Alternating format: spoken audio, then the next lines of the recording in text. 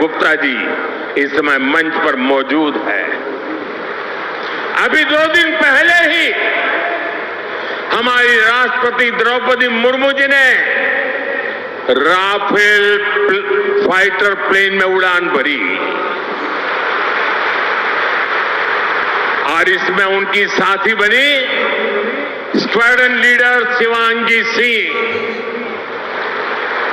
आज हमारी बेटियां फाइटर जेट उड़ा रही हैं और ड्रोन दीदी बनकर आधुनिक कृषि को भी बढ़ावा दे रही हैं।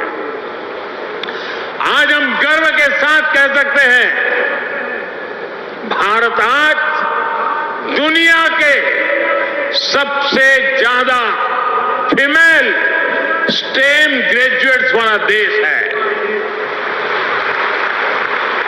आज साइंस और टेक्नोलॉजी की फील्ड में भी महिलाएं लीडरशिप रोल में आ रही है।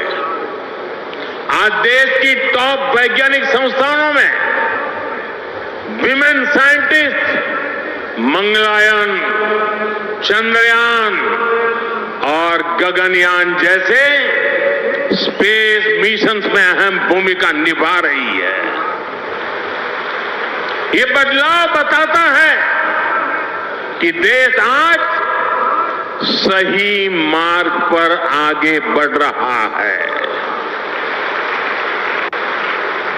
देश स्वामी दयानंद जी के सपनों को पूरा कर रहा है। साथियों, स्वामी दयानंद जी के एक विचार का मैं अक्सर चिंतन करता हूं, उसे कई बार लोगों को बोलता भी। स्वामी जी कहते थे,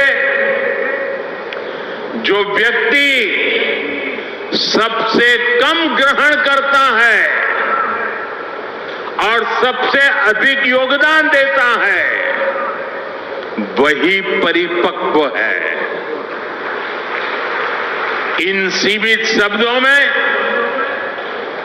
इतना असाधारण विचार है कि शायद इसकी व्याख्या में कई किताबें लिखी जा सकती हैं, लेकिन किसी विचार की असली ताकत उसके भावार्थ से भी ज्यादा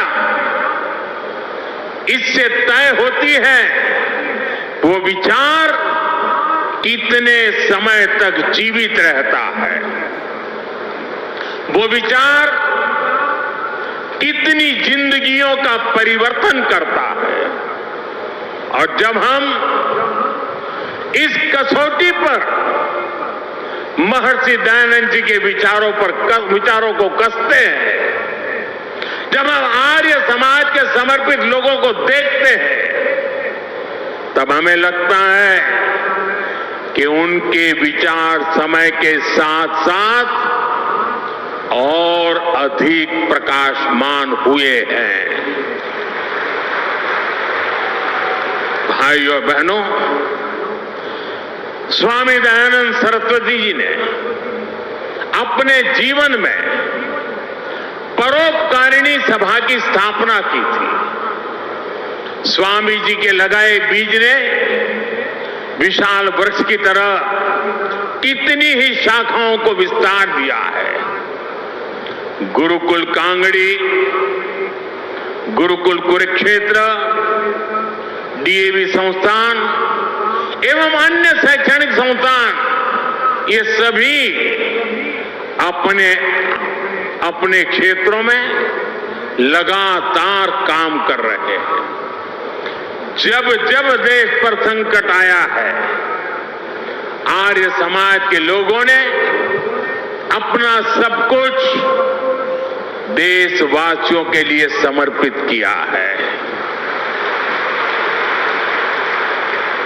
भारत विभाजन की विभीषिका में सब कुछ गंवाकर भारत आने वाले शरणार्थियों की सहायता, पुनर्वास और शिक्षा, इसमें आर्य समाज ने कितनी बड़ी भूमिका निभाई, ये इतिहास में दर्ज है। आज भी प्राकृतिक आपदाओं के समय पीड़ितों की सेवा में आर्य समाज हमेशा आगे रहता है। भाइयों और बहनों, आर्य समाज के जिन कार्यों का ऋण देश पर है, उनमें एक अहम कार्य देश की गुरुकुल परंपरा को जीवित रखना भी है। एक समय गुरुकुलों की ताकत से ही भारत ज्ञान विज्ञान के शिखर पर था। गुलामी के दौर में इस व्यवस्था पर जानबूझकर प्रहार किए गए। इससे हमारा ज्ञान नष्ट हुआ, हमारे संस्कार नष्ट हुए, नई पीढ़ी कमजोर हुई। आर्य समाज ने आगे आकर ध्वस्त होती गुरुकुल परंपरा को बचाया।